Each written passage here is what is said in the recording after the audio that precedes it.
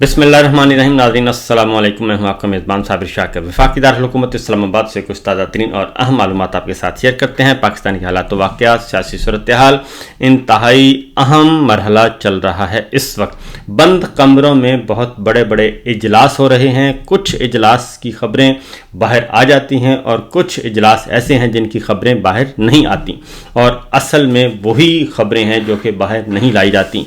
अंदरून खाना बहुत ज़्यादा तशवीश पाई जाती है पाकिस्तान के हालात वाक़यात पे।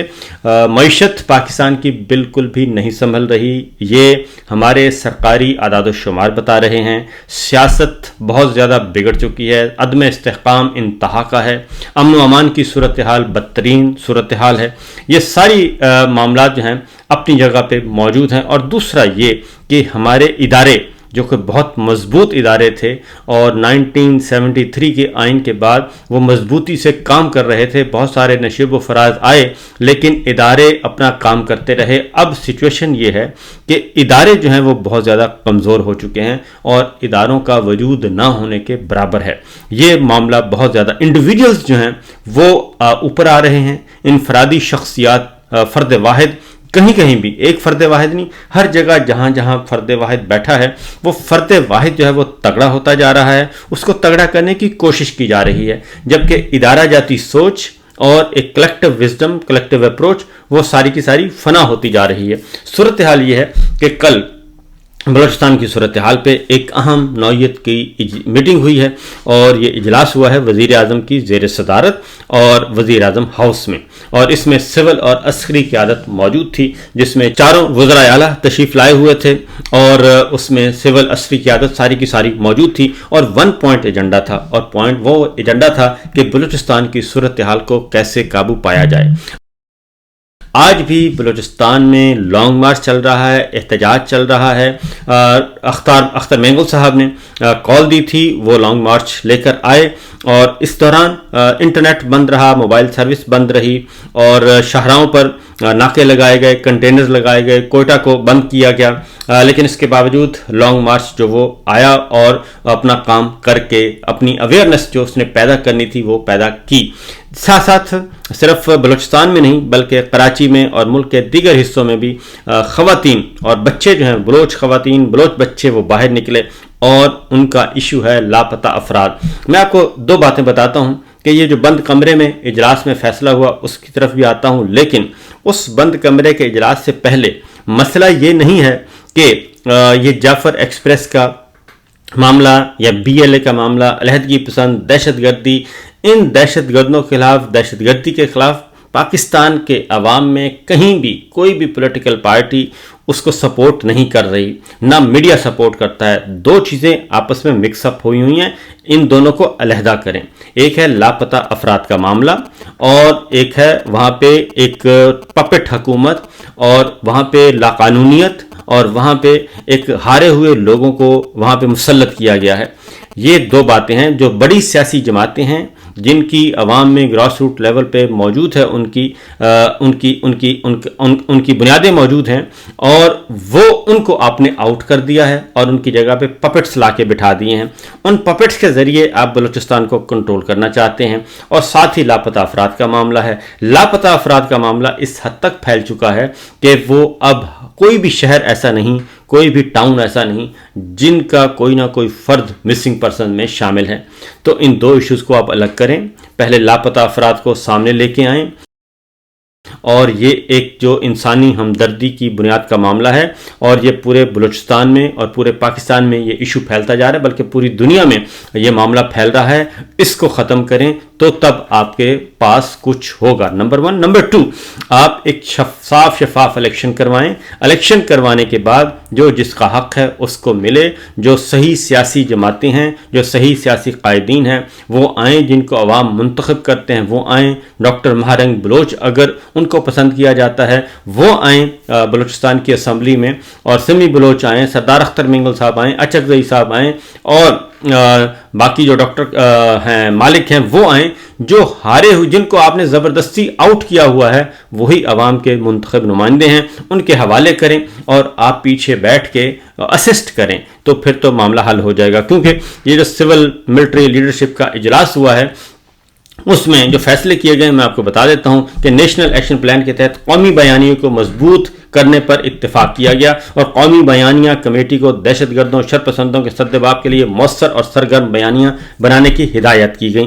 اب سوال یہ پیدا ہوتا ہے کہ یہ سب کچھ تو ٹھیک ٹھاک چل رہا تھا، سب کچھ ہو رہا تھا، کوئی ضرورت نہیں تھی، قومی بیانیہ خود ہی عوام بنا رہے تھے، خود بخود ہی بنتا جا رہا تھا، اور صرف اس لیے بنتا جا رہا تھا کہ آپ اور عوام اور آپ ایک پیج پہ تھے، آپ اور عوام ایک ہی سوچتے تھے کہ پاکستان کو اچھا بنانا ہے اور پاکستان کو آگے لے کے جانا ہے، مافیات سے پاکستان کو نجات دلانی ہے، لیکن ایسا نہیں ہوا اور آپ خود ہی ڈی ٹریک ہو گئے، آپ نے خود ہی صحیح راستہ چھوڑ دیا اور غلط راستے پہ چل پڑے۔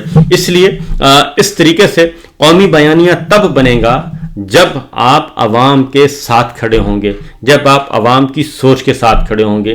یہ جو مار دھاڑ کا سلسلہ ہے پورے ملک میں چل رہا ہے، یہ جو فسطائیت ہے اس کو ختم کریں، اور یہ جو کہیں راج کماری بٹھا دی ہے، کہیں راج کمار بٹھا دیا ہے، ان کو آپ باہر اٹھا کے باہر پھینکیں، کیونکہ عوام ان کو باہر اٹھا کر پھینک چکے ہیں۔ ان خاندانوں نے پاکستان کو برباد کیا، آپ ان کو واپس لا چکے ہیں۔ لہٰذا اگلا جو انہوں نے کہا کہ قومی بیانیے کے لیے ڈیجیٹل میڈیا میں بھی مواد نشر کیا جائے اور دہشت گردی کے منفی اثرات کو اجاگر کیا جائے، اور فلم اور ڈراموں میں ایسے قومی موضوعات اپنائے جائیں گے جس سے شرپسندوں کے بیانیوں کا مؤثر مقابلہ ہوگا۔ بالکل ہونا چاہیے، لیکن اس کے لیے ضروری ہے کہ آپ جو پاکستان کے عوام کے ساتھ آپ کی ڈائریکٹ آپ نے لڑائی شروع کر دی ہے، چار دیواری کو پامال کر رہے ہیں، اس کو ختم کریں۔ جب تک آپ بنیادی چیزوں کو ختم نہیں کریں گے، جب تک آپ بنیادی ایشوز کو ختم نہیں کریں گے، تب تک معاملہ آگے نہیں بڑھے گا۔ اس وقت صورتحال یہ ہے کہ 65 سے 70% آبادی کے ساتھ آپ نے ٹکر لی ہوئی ہے، اور وہ 65% 70% آبادی 25 کروڑ کی آپ اندازہ کریں، اور کوئی ٹاؤن اور شہر ایسا نہیں جہاں پہ فسطائیت مسلط نہ ہوئی ہو۔ لہٰذا جناب یہ ساری باتیں اپنی جگہ پہ درست ہیں، اور قومی نصاب میں دہشت گردی کے حوالے سے آگاہی بھی شامل ہو جائے گی۔ یہ سب کچھ کیا جا چکا ہے۔ اصل مسئلہ یہ ہے کہ معاملہ اصل ایشو کی طرف آئیں تو ہی معاملہ ٹھیک ہوگا، اس طریقے سے کاسمیٹکس میئر سے کچھ نہیں ہوگا۔ آگے بڑھتے ہیں، اس کی وجہ ہے کہ میں اگلی جو تصویر آپ کے سامنے پیش کروں گا وہ ذرا آپ کو بتا دیتا ہوں۔ آج بلوچستان میں احتجاج ہو رہا ہے، گلی گلی میں، محلے محلے میں، شہر شہر میں احتجاج ہو رہا ہے۔ خواتین، بچے، بوڑھے، بزرگ اپنے نوجوانوں کی، اپنے مسنگ پرسن کی تصویریں لے کے وہ لہرا رہے ہیں، اور اس کو انٹرنیشنل میڈیا رپورٹ کر رہا ہے۔ مقامی میڈیا نہ بھی کرے اس سے کوئی فرق نہیں پڑتا، سوشل میڈیا پہ، ڈیجیٹل میڈیا پہ، انٹرنیشنل میڈیا پہ وہ رپورٹ ہو رہی ہیں چیزیں، اور اس کا کوئی جواب نہیں ہے۔ ہم نے اداروں کا کیا کیا ہے، اور اب پولیٹیکل وکٹمائزیشن کی طرف آ جاتے ہیں۔ وکٹمائزیشن ایسی ہے کہ سب سے جو اہم ترین لیڈر ہیں عمران خان، مقبول ترین لیڈر ہیں، ان کو ان کے ملاقاتوں پر پابندی ہے، اور ایک طرف ان سے بات چیت چل رہی ہے اور ان کو بات چیت کے لیے آپ آمادہ کر رہے ہیں، اور دوسری طرف آپ ان کے لیے شرائط عائد کر رہے ہیں۔ تو یہ ممکن نہیں ہے کہ آپ ایک طرف فل ڈوز دیے جا رہے ہیں اور دوسری جانب آپ چاہتے ہیں کہ گن پوائنٹ پہ کوئی بات مانی جائے، تو گن پوائنٹ پہ کوئی مذاکرات کامیاب ہو نہیں سکتے۔ خبر یہ ہے کہ عمران خان صاحب کو کتابوں کی عدم فراہمی اور بچوں سے بات نہ کرانے کا کیس تھا، اور آنریبل کورٹ نے حکم دیا کہ فوری طور پر بچوں سے بات کروائی جائے اور ان کو کتابیں فراہم دی جائیں، اخبار دیے جائیں، لیکن عمران خان صاحب کا یہ جو فیصلہ تھا جج صاحب کا، عمران خان کو کتابیں فراہم کرنے کا، بچوں سے بات کروانے کا، اس پہ عمل درآمد نہیں کروایا جا رہا، اور عید پر بھی عمران خان صاحب سے ملاقاتوں پر پابندی عائد کر دی گئی ہے۔ آگے بڑھتے ہیں، ایک اور خبر ہے، اور وہ ہے صحافی فرحان ملک ہیں، ان کی درخواست ضمانت مسترد کر دی گئی ہے، ان کو دوسرے کیس میں گرفتار کر لیا ہے اور ان کو جوڈیشل ریمانڈ پر جیل بھیج دیا گیا ہے۔ یہ سارے معاملات چل رہے ہیں۔ اب آتے ہیں، ایک اور خبر ہے، وہ ہے اسلام آباد ہائی کورٹ سے۔ اسلام آباد ہائی کورٹ کے قائم مقام جسٹس ڈوگر صاحب کو لایا گیا، اور وہ ڈوگر صاحب جو ہیں وہ نہ ادھر کے ہیں نہ ادھر کے ہیں۔ پی سی او کورٹ آپ نے بنائی، اور اس پی سی او کورٹ کے اثرات آپ دیکھ لیں۔ پہلے جسٹس سردار اعجاز اسحاق صاحب نے قائم مقام چیف جسٹس ڈوگر صاحب کو بتا دیا کہ جناب آپ ہمارے حاکم نہیں ہیں، آپ بھی آئین کے ماتحت ہیں، ہم بھی آئین کے ماتحت ہیں، لہذا آپ نے جو آپ کام کر رہے ہیں وہ غیر آئینی اور غیر قانونی ہے، لہٰذا ہم آپ کے غیر آئینی غیر قانونی احکامات ماننے کے پابند نہیں ہیں۔ تو ڈوگر صاحب کا یہ حال ہو رہا ہے۔ دوسری جانب آج جسٹس بابر ستار صاحب نے بھی کہا، اور قائم مقام جسٹس چیف جسٹس اور ججز کے درمیان جو معاملہ ہے اسلام آباد ہائی کورٹ میں وہ ایک دو بدو ہو رہا ہے اور لڑائی چل رہی ہے، اور لڑائی اس لیے چل رہی ہے کہ آپ نے ایک غیر آئینی غیر قانونی غیر جمہوری طریقے سے ایک غیر آئینی ترمیم کروائی اور غیر آئینی ترمیم کر کے ایک پی سی او جوڈیشری قائم کرنے کی کوشش کی۔ آئین موجود ہے لیکن آپ کہتے ہیں جناب فرد واحد کا حکم چلے گا، تو جسٹس بابر ستار صاحب نے ایک کیس ہے وہ واپس بھیجا تھا کہ یہ میں نہیں سنتا۔ اس کے بعد قائم مقام چیف جسٹس ڈوگر صاحب نے کہا کہ یہ کیس دوبارہ جسٹس بابر ستار صاحب کو بھیج دیا جائے، اور اس کے بعد جسٹس بابر ستار نے کیس ڈپٹی رجسٹرار کو نئے بینچ کے سامنے مقرر کرنے کے لیے بھیج دیا، اور انہوں نے کہا کہ 14 مارچ کو اس عدالت نے اس کیس کو دوسرے بینچ کے سامنے مقرر کرنے کے لیے واپس بھیجا، مگر ناقابل فہم طور پر کیس کی فائل دوبارہ اسی عدالت کو بھیج دی گئی، اور حکم میں کہا گیا کہ چیف جسٹس کے انتظامی سائٹ پر ریمارک کے ساتھ فائل بھیجی گئی کہ یہی بینچ اس کیس کو سنے گا۔ کیس واپس اسی عدالت کو بھیجنا لازمی طور پر چیف جسٹس آفس یا رجسٹرار کے آفس کی غیر دانستہ غلطی ہونی چاہیے۔ جسٹس بابر ستار نے اپنے حکم میں کہا کہ بسط احترام چیف جسٹس کے پاس یہ طے کرنے کا کوئی اختیار نہیں کہ ایک عدالت نے لازمی طور پر کیس سننا ہے یا نہیں۔ رولز کے مطابق کیس بینچ کے سامنے مقرر ہونے پر کیس سننے سے معذرت کا اختیار متعلقہ جج کے پاس ہوتا ہے۔ حکم نامے میں مزید کہا گیا کہ جج کے کیس سننے سے معذرت پر چیف جسٹس آفس یا رجسٹرار آفس کے انتظامی معاملہ سمجھ کر مداخلت کرنے کی کوئی گنجائش نہیں ہے۔ ہائی کورٹ رولز کے مطابق ہنگامی اور عمومی مقدمات سماعت کے لیے مقرر کرنے کا اختیار ڈپٹی رجسٹرار کے پاس ہے۔ حکم نامے کے مطابق چیف جسٹس کی ذمہ داری ڈپٹی رجسٹرار کے تیار کردہ بینچز کے روسٹر کی منظوری دینا ہے۔ روسٹر منظوری کے بعد چیف جسٹس کا ہائی کورٹ میں دائر ہونے والا کیس ہر کیس مقرر کرنے میں کوئی کردار نہیں ہے۔ جسٹس بابر ستار نے مزید کہا کہ اگر کوئی بینچ کیس سننے سے معذرت یا لارجر بینچ بنانے کا کہتا ہے تو وہ معاملہ چیف جسٹس کے پاس جائے گا، اور ہائی کورٹ کی سماعت سے معذرت پر کیس چیف جسٹس کو بھیجنے کی پریکٹس رولز کے مطابق نہیں ہے۔ اور حکم نامے میں یہ بھی کہا کہ جج کے کیس کی سماعت سے معذرت پر کیس دوسرے بینچ کو بھیجنے کے لیے ڈپٹی رجسٹرار کے پاس بھیجنا چاہیے۔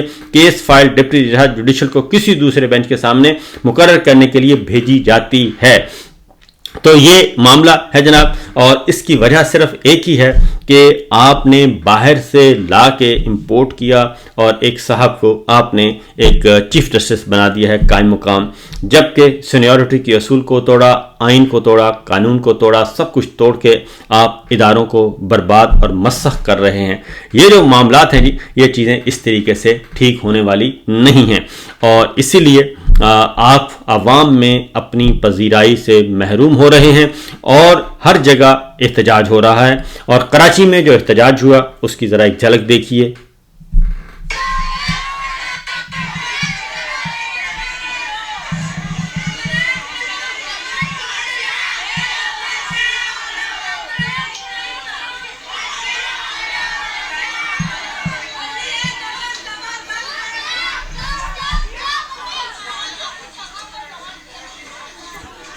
اس میں تمام کی تمام خواتین ہیں، تمام بچے ہیں، سب ہیں، یہ سب کچھ ہو رہا ہے جناب۔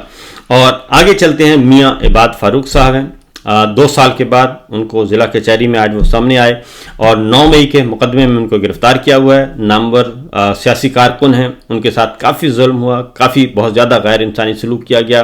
وہ کیا کہتے ہیں رہائی کے بعد، ذرا سنیے۔ السلام علیکم میاں صاحب۔ وعلیکم السلام۔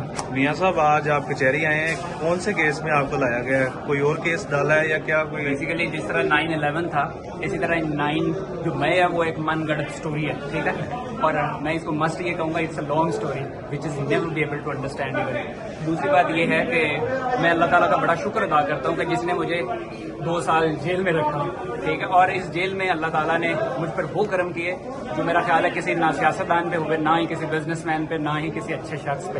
دوسری بات یہ ہے کہ اللہ تعالیٰ کا شکر ہے کہ میں صرف ایک آیت آپ کو پہلے بتانا چاہوں گا کہ ایک سورہ نام کی آیت نمبر 162 ہے، اس کے اندر اللہ تعالیٰ فرماتے ہیں، قُلْ إِنَّ صَلَاتِي وَنُسُكِي وَمَحْيَايَ وَمَمَاتِي لِلَّهِ رَبِّ الْعَالَمِينَ، کہہ دو کہ میری زندگی، میری موت मेरी कुर्बानियाँ सब अल्लाह रब्बुल आलमीन के लिए। तो देखो आप सिर्फ इस चीज़ को सोचो कि हमारा लीडर जो बहुत बड़ा लीडर है, जो दुनिया का इस वक्त बड़ा लीडर बन चुका है, मुझे खुदा की कसम अपने लीडर की उस वक्त समझ आई जब मैं जेल में था, जब मैंने इमाम बुखारी पढ़ा। तो ये सूरत हाल है जनाब, ये सिचुएशन है। तो आपके लिए जितना जल्दी मुमकिन हो सके अवाम के साथ रब्ता करें, अवाम से सुलह करें और अवाम की बात सुनें। लुटेरों की बात मत सुनें जिन्होंने मुल्क लूटा, और पूरी कौम को ये आपने खुद बताया था कि ये दो ख़ानदान हैं, ये लुटेरे हैं, ये पार्टियां हैं जो मुल्क को बर्बाद कर गईं, लूट कर खा गईं। अगर आप उनको मुसल्लत करेंगे तो पाकिस्तान के अवाम वो बिल्कुल कबूल नहीं करेंगे। फिल वक्त इतना ही, इजाज़त दीजिए, अल्लाह हाफिज़।